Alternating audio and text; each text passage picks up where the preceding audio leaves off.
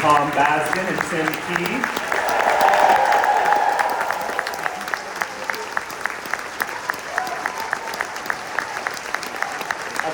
Mackenzie Nicordian.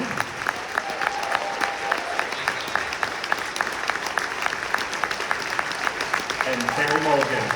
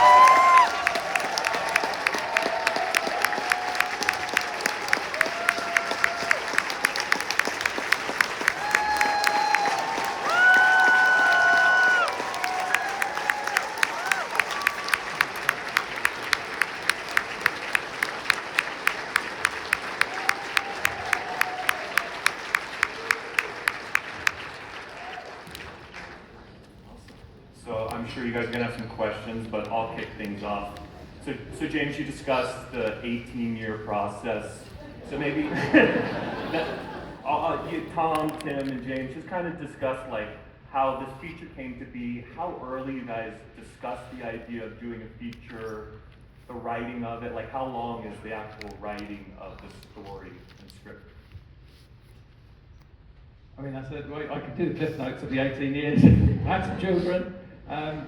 No, I mean, the short was amazing for all of us, I think. It was my first sort of narrative, step into narrative from doing lots of music videos, and I really needed it. I really wanted to sort of tell a story and with words, not just pictures. So when we got the opportunity to do that, that was obviously incredible. But we were very young when we made the film. Still are, yeah, very young. and so I guess we weren't quite ready to tell this story. And in fact, when I watched the film, which was an absolute honour to watch it with all of you today, it was really, that's the first time we've watched it with anyone more than just us. So that was an incredible response.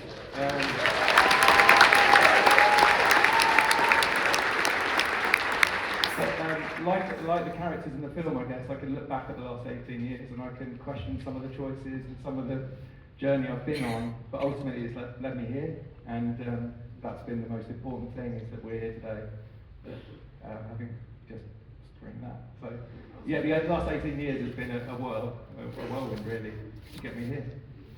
And then Tom and Tim about the script. We kind of, after we made the short, we sort of spent a while, the three of us, thinking about a feature, and I don't know why, but we kind of got quite a bit of making a film set in China, and then we kind of wrote a few drafts of that, and about 4 years later, the production that we were working with were like, you can't make a film in China. We were like, oh right, okay, we probably should have been told that. You'll never get that far in But at the time, we made a few notes and had a few ideas about how we could make the short into a feature. But actually, it was only really when COVID came along and all of our work was cancelled that Tim and I just went back to it. And you know, we've always loved these characters, and since the short, we'd always wanted to do something more with it and to open up the world of it.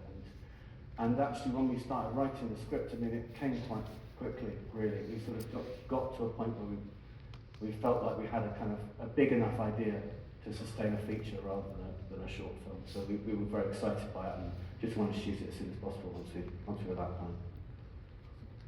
And then a question for Akenji and Carey. I'm interested with Tom and Tim having this such a long history together and comedy background together. What's it like working with them on set? Are they joking all the time? Is it hyper serious? Like, any stories to share about working with the two of them? Tyrants.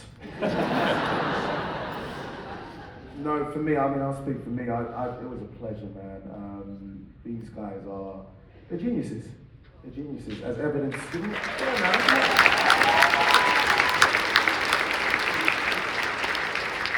can pay me later.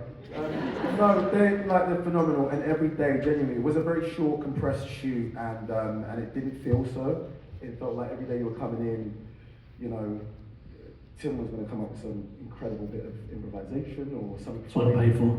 There you go, and like it's just so much heart. Actually, watching it is so interesting because there's so much heart in it, and like I was hearing some like sniffles and all that behind me, and that's what we want because we want to, you know, elicit emotions. But you know, these guys were just a pleasure to work with. I can say that for myself, but I don't know how it was for Carey. No, yeah, I just watched it for the first time at all. So it was amazing to see it with this audience, but also I just can't get over how brilliant it was. James and you guys I was in tears. No, it was amazing. I mean, the whole thing was 18 days, and I was there. Well, plus 18 years. After 18 years, it was 18 days. And I felt like I was there, but I wasn't even there for the whole thing. But it was just, yeah, the whole job was just the best job ever, and we had the most fun. It was amazing. Cool. Any other questions? Right in the center, please.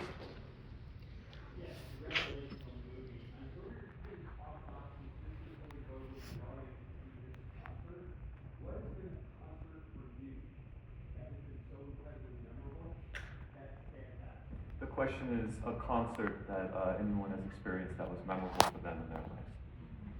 I mean, for me, like I'm a bit like Charles, and I find big concerts quite stressful. So I like to sort of see like musicians in very small venues. So like, I don't know, like recently I saw someone called Grace Cummings in a 40-seater venue that was incredible.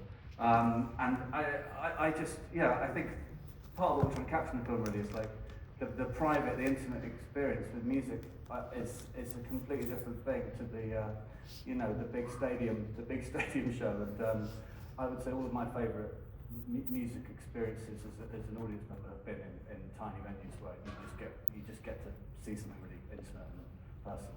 It's yeah, really special. Yeah, I went to see, I was fortunate enough to go and see Joni Mitchell at the Bowl quite recently, and that was incredibly moving. And I think my connection with music, I can sort of look back at, you look back at your history, personal history, and you can connect different concerts at different times of your life. And they all mean something, don't they? That's how we connect, I think, with that magic of music. That it takes you back there and it brings up a lot of emotions. There's always a lot of tears. The Joni Mitchell, there's a lot of tears. So, whatever, I won't go into that. That's too depressing. That's mine. Anyone else? A little known artist by the name of Prince. Rest in peace, Prince. 2007 at the O2, I was lucky enough to get a ticket, and that was just amazing. He did it in the round, and it was just one of the best things I've ever seen. And hit after hit, and a consummate showman. That'd be one, and then another one, really kind of intimate one, is my family actually own a venue in East London, and there's a band called Wolf Alice, and they played some of their early gigs there, and there was one in particular which was just like mind-blowing, a little kind of 150 capacity venue, and they rocked the place. So Prince and Wolf Alice. Yeah, Karen. Oh God. Well, my husband headlined last so that was pretty cool. But I don't like being in I'm sort of like, I prefer it just in my kitchen, which I also do get, which is nice. Yeah, well, I think, I think if we talk about too many concerts and don't mention our producer, then he's been a bit unlucky. So, going back to well, actually, one I did really enjoy was the short film, which we're talking about a lot, and you've got to see this short film, the original. But what I would say is, at the end of that one, like at the end of this one, we had the concert. I suppose, really, that is the most memorable concert I've seen. In the short, just watching Tom, who, all the concept for the film you've just seen was all sort of there. This is better than the short. but seeing Tom like putting all his music together and Griff directing it and stuff, which was kind of In one night. in one night, and I suppose we left it there for 18 years, and that was why we kept on coming back to it, because not only did we love the short film, but we all really loved making it and stuff. So yeah, I think maybe that one.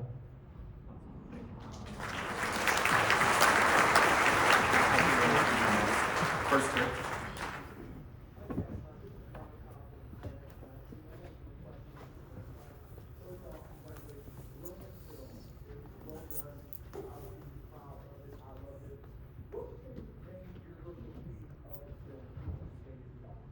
The question is about universal themes. I mean, I think, you know, I think there is, we did want to make something about, you know, about music and about memory and about the kind of the power of music to transport you back to times in your life and also help you through times in your life. I think there is, you know, there's a sort of theme of lost love, of people kind of moving on, people finding ways to kind of like actually, you know, face up to who they are and what they've become and be okay with that. You know, I think one of the ways in which the feature is a big development from the short is that it's a much more emotional film. It's much more sort of emotional landscape now, and I think, you know, the kind of the one of the things I'm most proud of about the film is that I do feel like there's an emotional depth to it, and there's a sort of you know, there's really something quite redemptive about the story of the characters. So I think there's a few kind of themes, arcs in there that we sort of feel like, you know, were very important to us when we were putting it together. Yeah, I was going to add that, you know, you find yourself, I think maybe it is time of life a little bit, but hopefully not too many young people find themselves in a situation, but you know, you can find yourself sort of stuck at a certain point in your life, and you look back at all those choices and you look back at those decisions you've made, and then it's about, you do have to move forward though, you can't just keep looking back. So that for me is a very personal part of the story, is learning how to move on. Two more. I'm going to come to you first. Yep. Yes. Can you talk about the production design of Charles' house and anything we might have missed? I mean, The question is about the production side of the house and if there's any details that we missed. Yeah, I mean, the location scouting part of this film was just an absolute joy for me. I did it with one of my all-time best friends, and we just scoured the Welsh coastal path together, looking for a beach that we could fit that someone would let us film. And then the house was similar. We searched a lot of that area of Wales and found this beautiful old mansion run by an ice cream making Italian Welsh family. We're very eccentric, and so a lot of the design was actually sort of baked into the house. But what Alexandra did so well is that she just added all these kind of small props, and you know, we didn't have a huge amount of resources, but what she did do is she went to a lot of antique fairs and she brought this kind of eccentricity of Charles to life, and I think it does so much to kind of tell his backstory in those tiny props, you know, the magnets and the pianos and the drawings and lots of clues of Marie that were kind of left around. So yeah, it's a very sort of rich, textured design, I guess, of the house. We did paint walls. We had, you know, we did a bit of that, and we kind of kept the palette in a space that we were really happy with, that felt right. There was a lot of sort of tired. It was a tired old house. That house. They did a similar thing. They bought it when they come into money, and then they couldn't afford to keep it, so they lived in one room, and the rest of it was just freezing cold and paint. You know, that happens a lot. You know, with these big houses, they're just impossible to run. So yeah, it kind of fit with this guy's story. One last question right here. Genuine emotion. We all tend to feel here. One other question, how much with all the roller coaster of emotions, but throughout it's such joy, hilarity, how much of it was scripted and how much of it was just improv? The question was for Tim and about emotions and Well, improv and script. Yeah, firstly, thank you. I mean, honestly, I was so emotional watching that film because I haven't seen it with people either. So really thank you for engaging with it. In terms of that mixture of scripted and non-scripted, me and Tom, when we write stuff, we want it to be really loose so we can like work around it and things, but it's not like, you know, Curb Your Enthusiasm where it's like a scene and then we sort of work out how to do it. we write it really tightly.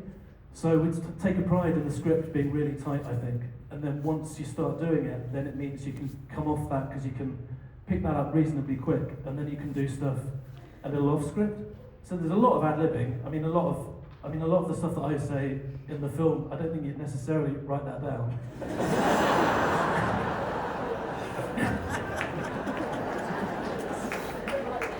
or even think of. What will happen is something like, you know, something like Dame Judy drenched as a joke. Will be something that we're like, we'll come up with during the scene, and we're like, oh, that's good, we should keep doing that. And it's like, you know, you want the script's pretty tight, but then we want to give ourselves a chance to play with it so that a few takes in, we feel like we're still finding it funny, if that makes sense. And you know, we don't want to be starting from a standing start with the scene, because you just haven't got time, and it'll probably just disintegrate. And our first cut was about 2.5 hours long.